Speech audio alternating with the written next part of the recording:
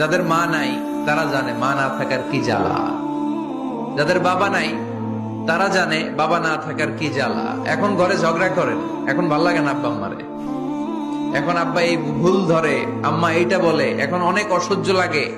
তো যেদিন চলে যাবে ওই দিন বুঝতে পারবেন মাথার উপর থেকে ছাতাটা নাই হয়ে গেছে, বটবৃক্ষটা চলে গিয়েছে, আর উপদেশ দেওয়ার মতো কেউ নাই, কাছে আগলে রাখার মতো কেউ নাই।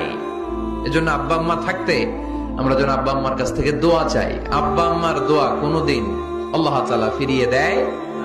মায়ের মর্যাদা অনেক বেশি, বাবার চেয়ে 3 গুণ বেশি, কমসে কম। কয় গুণ বেশি?